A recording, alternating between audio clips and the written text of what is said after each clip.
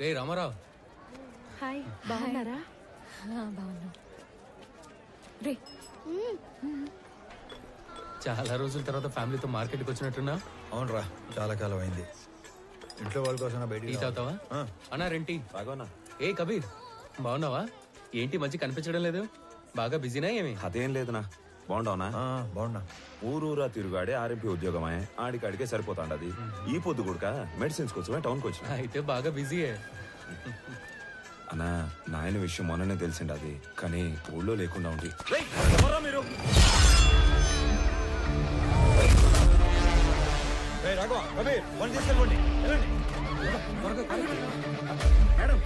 బాబు కాదు, రామారావు ఉన్నాడు.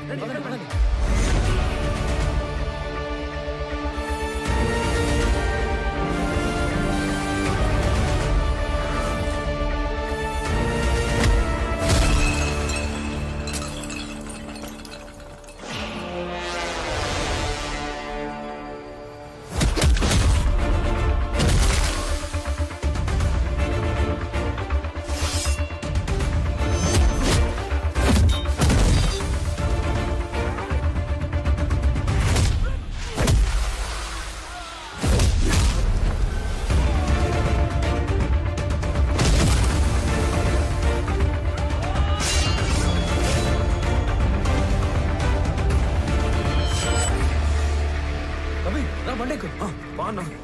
రామారావు అనేది ఇంత వైల్డ్గా ఉన్నాడు.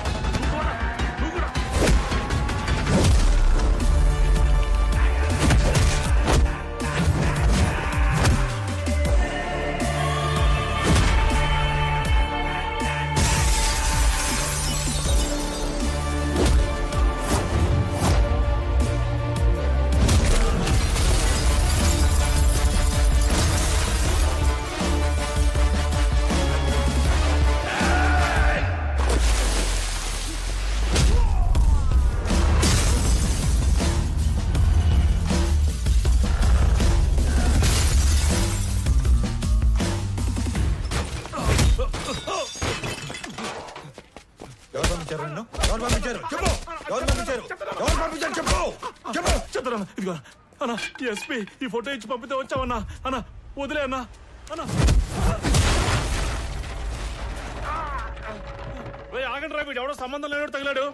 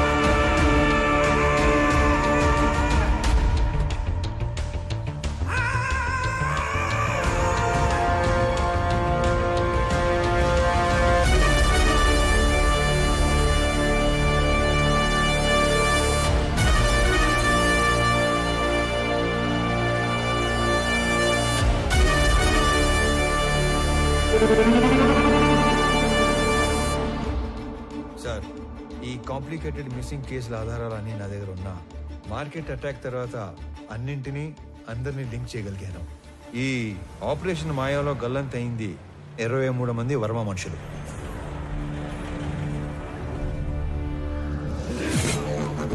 గల్లంతు చేసింది మా హార్స్లీ హిల్స్ ఏరియాలో మా కళ్ళ ముందే తిరుగుతున్న మేకవన్నే తోడేళ్లు, the most dangerous highway killers.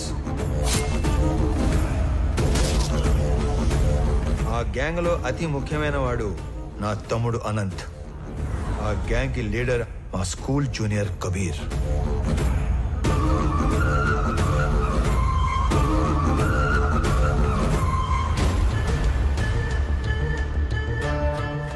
Hong Kong లో ఉండే red Sandalwood smuggler Viraj the 450 టన్నుల ఏ గ్రేడ్ ఎర్ర చందనాన్ని శేషాచలంలోని కీపర్స్ దగ్గర నుంచి మంగళూరు పోర్ట్ దాకా చేర్చే సీక్రెట్ ఆపరేషన్ నేచురల్ గా ఎస్పీ సపోర్ట్ తోనే జరుగుతుంది.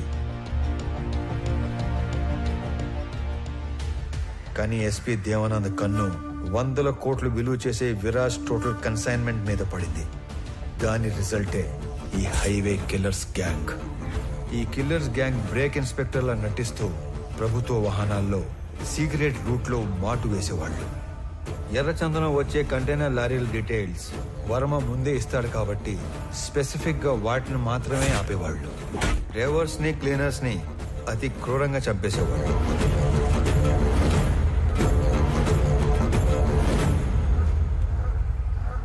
ఆఖరి కంటైనర్ తర్వాత పోర్టుకి బయలుదేరిన వర్మకి రివర్స్ లో వస్తున్న కంటైనర్ కనిపించింది.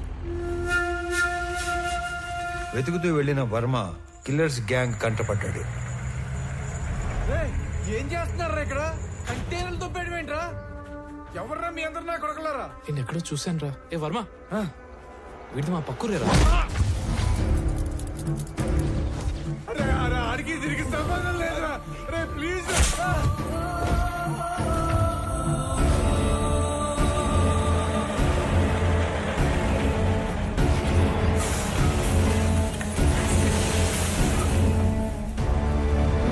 మారణ హోమంలో కర్ణాటకకు చెందిన ఒక వృద్ధ దంపతుల 2 కొడుకులు కూడా ఆహుతైపోయారు.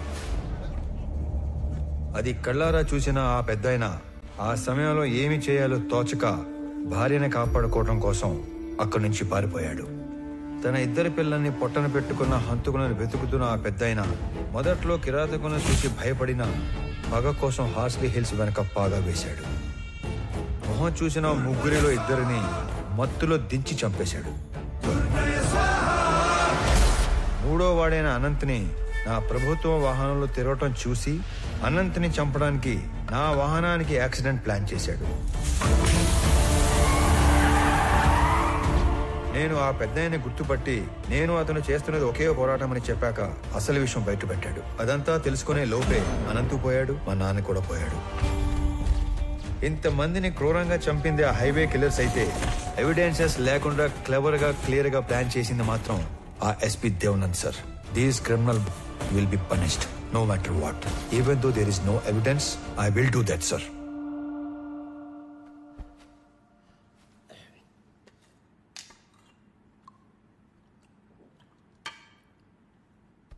నువ్వు చెప్పింది వింటే నాకే భయం వేస్తుంది. ఎక్కడా సాక్ష్యాలు లేవు. ఎస్పీ దేవానంద్ దేశం వదిలి పారిపోయి ఉంటాడని మీ జిల్లా కలెక్టర్ కిషోర్ చెప్పాడు. ఎనీవే సీఎం గారు ఇమ్మీడియట్ గా red sanders anti smuggling task force form చేసి స్పెషల్ జీవో ద్వారా నిన్ను స్క్వాడ్ గా అపాయింట్ చేయమన్నారు. జస్ట్ ఇన్ టైం కదా.